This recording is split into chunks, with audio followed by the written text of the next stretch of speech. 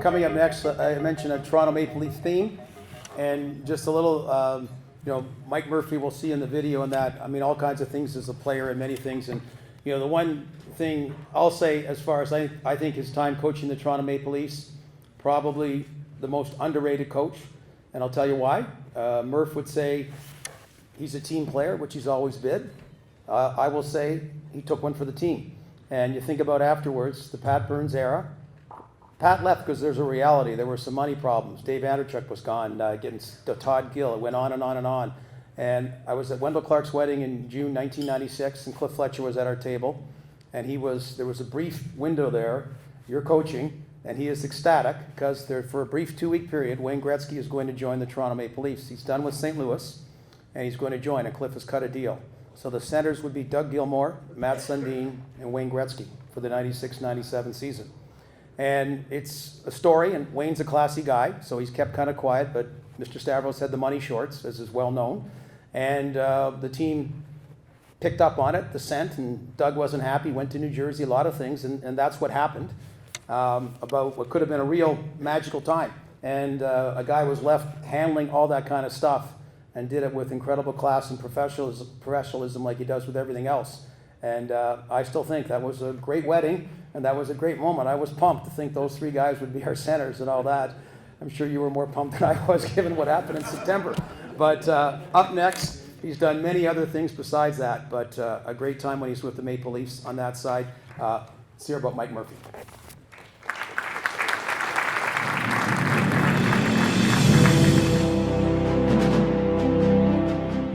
Michael John Murphy, born on September 12, 1950, has left a mark on the sport of ice hockey, which reaches far and wide.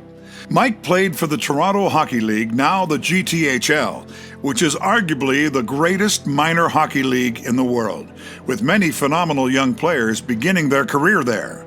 Growing up, Mike attended St. Gabriel's Grade School and attended St. John de Brébeuf College and went on to study English at the University of Toronto. I've known Mike Murphy since I was 7 years old. We moved into that neighborhood.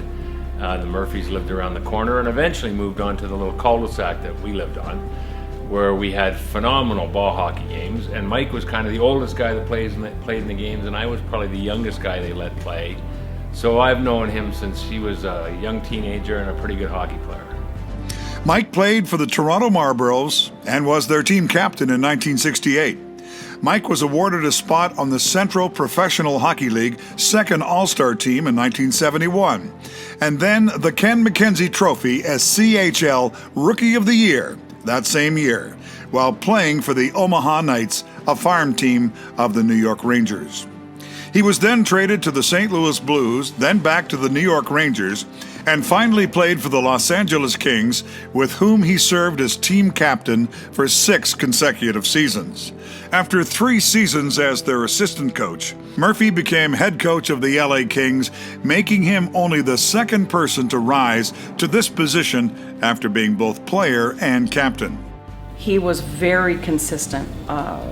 If he had the flu, if anything was wrong, an injury to his shoulder, which he had a lot of them, you would never know because he just trudged through, very perseverant. I don't know if I've ever met anybody that is that perseverant as him. And very strong, never lets anything hold him back from giving 110%. Murphy's career highlights include playing for Team Canada, bringing home a bronze medal in the 1978 World Championships in Prague, playing with Gordie Howe in the 1980 All-Star Game, participating in the Stanley Cup playoffs, and serving as head coach for his favorite boyhood team, the Toronto Maple Leafs.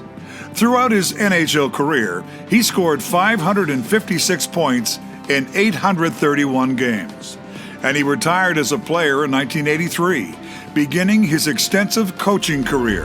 He played in the NHL All-Star Game in 1980, and he was standing right next to Gordie Howe, and I could see in his eyes how proud he was to be standing there with Gordie Howe, and it was the longest ovation in National Hockey League history, I believe, of any All-Star game. Gordie Howe got a 10-minute standing ovation. Mike was standing next to him. I knew that that was a very, very proud moment. Murphy also was an assistant coach for Team Canada for the World Championships in Switzerland in 1989. Murphy was head coach or assistant coach of the Vancouver Canucks, Milwaukee Admirals, New York Rangers, the Toronto Maple Leafs, and finally the Ottawa Senators before accepting the position as Senior Vice President of NHL Operations at the conclusion of the 1999 season. Mr. Murphy shares his extensive experience as NHL coach and player spanning 30 years and his wealth of knowledge of the sport using both data analysis paired with his keen instincts for the benefit of the NHL's 31 teams. In his view, every game counts. Murphy's work ethic is second to none. He's efficient, he's thorough. I think it's the way he runs his life. Murphy is a longtime Aurora resident and father of 4 who is quick to honor those who have helped him succeed. And he remembers fondly the support of his parents, John and Therese, and the many sacrifices they made to enable him to play hockey. Murph learned from Roger Nielsen, who stimulated video analysis in the sport of hockey. He was inspired by Pat Quinn, known as the Big Irishman and the Toronto Maple Leaf legend. Bob Pulford, who encouraged him to be the best coach he could be. Mike Murphy founded the Murphy Hockey School at the Aurora Leisure Complex in 1996, where young athletes can pursue excellence in the sport of ice hockey. He certainly deserves to be in a Hall of Fame like Aurora. I think he's in my Hall of Fame. I think the way he conducts his life and his business and has raised a wonderful family and has applied the proper principles of work, and I think he's really been good for me to have him work with me at the league. I know when I got this job at the league, I never thought I'd be here this long, and I certainly wouldn't be if I couldn't have hired Mike Murphy and have him help me run the hockey aspect of the National Hockey League. This puck goes in the net in a legal fashion. We're good to go here. Nice call. Thanks, Murph. Appreciate it. I would like to say congratulations to you, honey, and I'm so glad this happened to you. You deserve it. You've worked very hard for what you've gotten to this point, and I'm so happy for you tonight. Congratulations. And now we are proud to welcome athlete Mr. Mike Murph Murphy as a member of the 2016 class of inductees of the Aurora Sports Hall of Fame. I want to invite up presenting sponsor Steve Hinder from Magna and also our next inductee, Mike Murphy.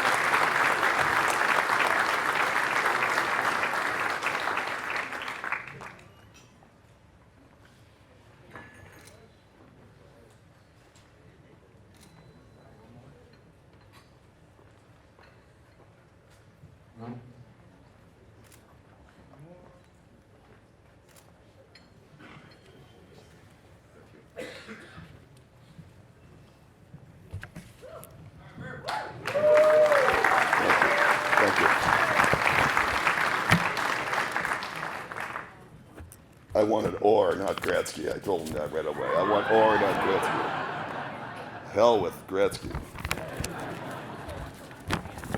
Jill took more than 5 minutes, so I'm going to take more than 5 too. I would be remiss if I didn't recognize one gentleman here. Excellent friend of mine. He's forgotten more than I know in the sport of hockey, and I know he's a great friend of Bob's. Is Mr. Gregory out there somewhere? Would he stand up for a minute?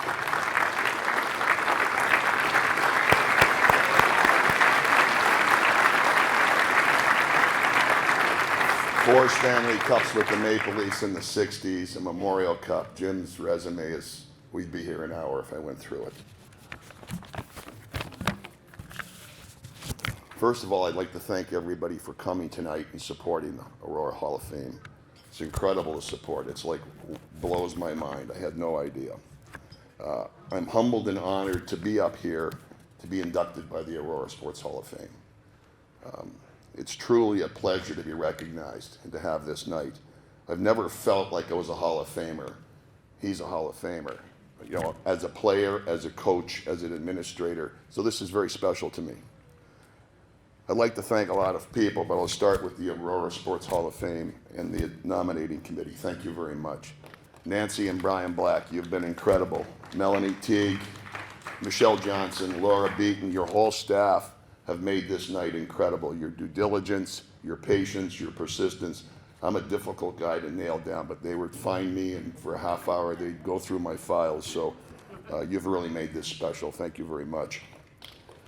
I'd like to congratulate the other inductees. Karen's not up yet, but I know what a great skier she was, and I was very close to bidding on that to ski with you, but I know for a fact I probably couldn't do it in the winter months. Sheldon, I never knew. Where's Jeannie? Jeannie, I never knew that about your father. What a credible, I know the Bransons very well. Played hockey against Phil. Andrea's been a lifelong friend of my daughter's, so it's really a pleasure to see your father honored here tonight. Kitch, I grew up with Kitch for 30 years. I've worked with Kitch and the Kitchen family, probably our best friends. And all of them are so truly deserving to be up here tonight and be honored by you. I talked to Mike yesterday, and I know he was despondent and disappointed he couldn't be here. With the World Cup, our schedule in the NHL has really been condensed. We're playing a lot of games. We're getting lots of complaints from the teams because we're playing so many games. And I know Mike is in Chicago tonight, tomorrow night. He goes to Denver, then he goes to Dallas. So it doesn't stop. And I know he wanted to be here, and he asked me to pass that along.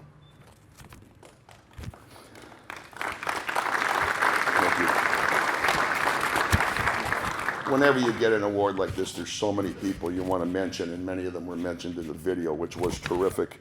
But there's some people I really do want to make mention of. My mom was my biggest fan. We lost my mom last June, but before she died, she read about me being inducted into the Hall of Fame for Aurora, and she was just like ecstatic. And my mom doesn't get ecstatic about many things, but she got ecstatic about this. Not quite as ecstatic as when she heard that the Leafs were going to sign Mike Babcock. She thought she's a huge Leaf fan, and she thought Mike Babcock walks on water, and she says, Mike, this is unbelievable. We're going to win the cup. We're right there. Bit of a backhand slam, seeing as I was a coach there at one time. But anyways, I couldn't wait till last April when I picked up the phone and I called my mom and I said, hey, Mom, Leafs 30th, hey? Babcock 30th. I said, Mom, even I didn't finish 30th. She's smiling tonight. She wishes she was here. I have to thank my whole family because of the sacrifices my brothers and sisters have made. I'm from a family of 8, 3 brothers and 4 sisters. And when you got called to dinner, you didn't come late, because if you did, you didn't get much. But my mom would always take care of me, always a plate in the oven. I was usually late because of practice or school. So I can't thank them enough. And I know my brother Paul did a lot with Nancy, putting this evening together.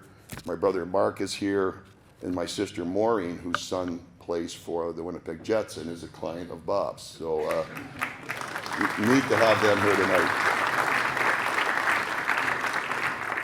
I had Hall of Fame parents, and many of you know you have children in AAA hockey and AA hockey, and you know the commitment with time and money and effort you have to put into it.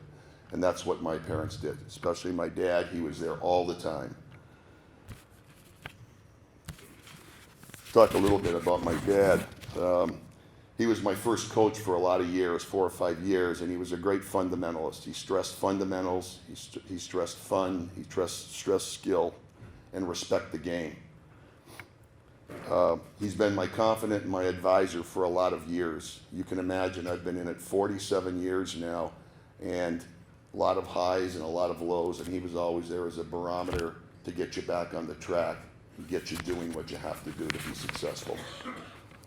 Just a short story about my dad. He always taught us to be resourceful, and he was in the car business all his life, and he owned a Volkswagen dealership, and he would always bring his new cars home to test them to see if they, to know more about the product. And one night he came home, and one of the new Volkswagens broke down on him, and he was kind of in a wilderness area, and he found a parking lot and got the car in there, and called a tow truck. The tow truck came, picked up the car, but now he was stranded. Nobody was home. It was the summertime, but he spotted a pizza parlor across the road. And he walked across, and he looked he was hungry, and he said, excuse me, do you deliver? And the guy goes, yeah, we deliver. And he goes, oh, how far do you deliver? He says, well, where do you live? And he says, where do you want us to go? And he says, well, 6 Earlywood Court in Willowdale. He says, well, that's kind of the outside of the boundaries of where we deliver, but we'll go there. And he says, okay, I want an extra large pizza with pepperoni on it. He says, I want it delivered to 6 Earlywood Court, and I'm going with it.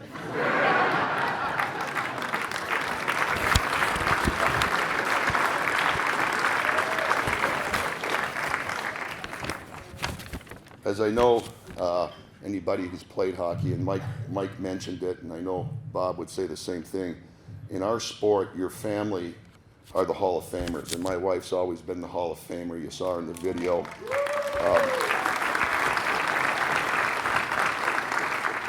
My son Sean, Ryan, Patrick, and my daughter Brianne, they're the ones who had to pack up and leave when you change teams. In professional sports, if you want to be successful, you have to move. Sometimes out of choice and sometimes out of necessity. But we moved 8 different times, so that means my kids were in school 8 different places. The new kid on the team, the new kid on the block, the new kid in church. And it wasn't me who was there to develop the foundation for our family. It was my wife. She found the house we were going to live in. She found the proper schools. She was at the PTA meetings. She was at the hockey practice and the games, driving to and from, as I know many of you are, the dance recitals. So she's the one that deserves the credit. She kept the family going in the right direction.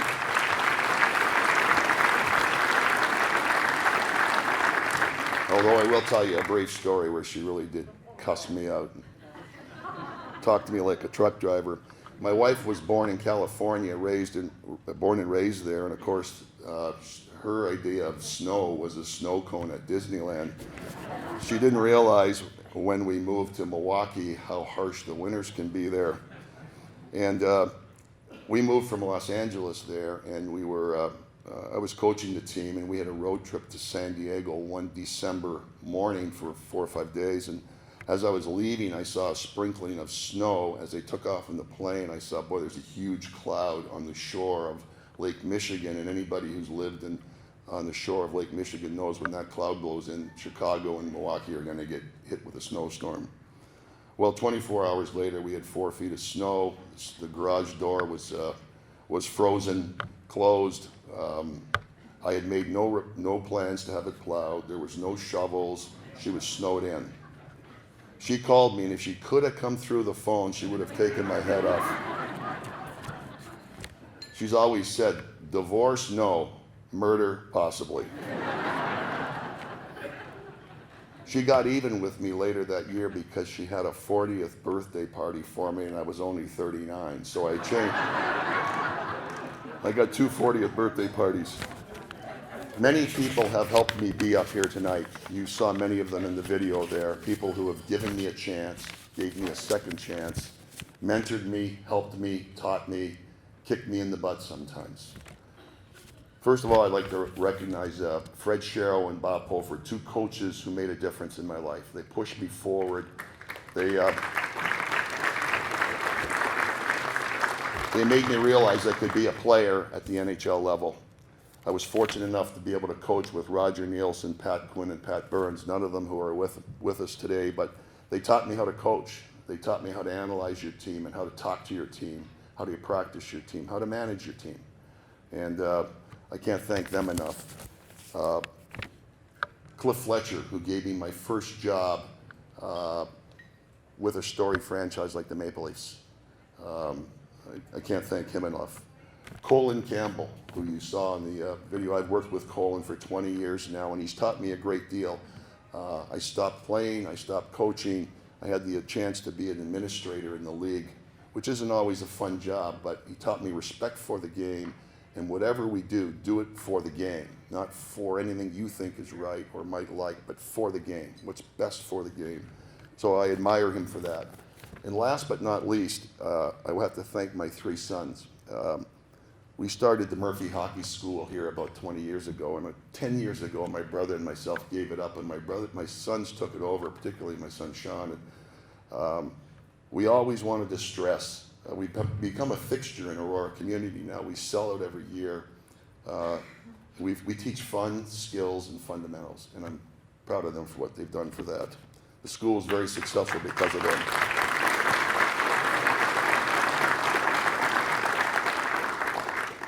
I was going to end here, but with Bobby here, I have to tell one story about Bobby. So I'm going off the grid a little bit because, and this is a true story. I know he won't remember it, but I was traded to St. Louis in November of '71.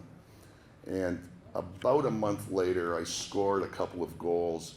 And one night we played the Bruins, who were by far the best team. Esposito, Hodge, Cashman, and of course, Bob on defense. And they beat the St. Louis Blues for fun. But this particular night, we won a game in St. Louis. We beat them 5-3. I remember an empty net goal, and I'd scored that night. And I thought, and when you're a kid trying to make it in the NHL, you're holding your breath all the time. You never know if you're going to be there or not. So I thought, boy, this has got my foot in the door now. I scored against the Bruins. We beat them. And that night I went out to a restaurant bar, and I was sitting in the restaurant, and who walks in but Bob and Wayne Cashman. And I think, they don't know the hell I am. I'm sitting up there just like a couple of teammates beside me. And Bob walked right over to me, and he said, "Murph, geez, you played a good game tonight." And I'm thinking, here's Bobby, you are the best player in the world, telling me I played a good game tonight. And, well, the story doesn't end there. So I'm thinking, you know, Orr, Murphy, Orr, we're buddies now. We're pals. So we go to Boston about a month later, and we play the game, and he annihilates me, kicks my skates out, cross-checks me, slashes me, just lays waste to me. Like I left the game, bruises everywhere. I learned one lesson that night. What happens between the boards is a lot different than what happens in the restaurant. Bobby taught me that.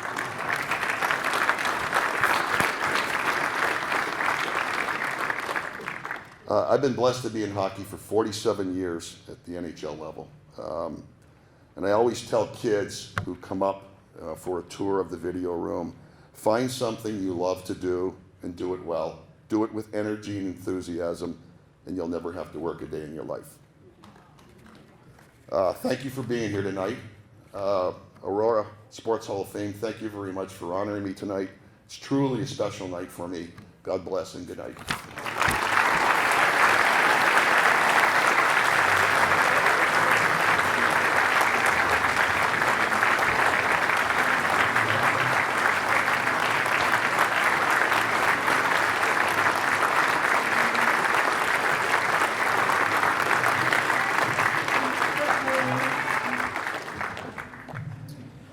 Mike Murphy added to the Hall of Fame, and Murph, with your family, first game working for the Leafs is in Los Angeles, and the anthem singer actually sang "America the Beautiful," and it was Yvonne Murphy.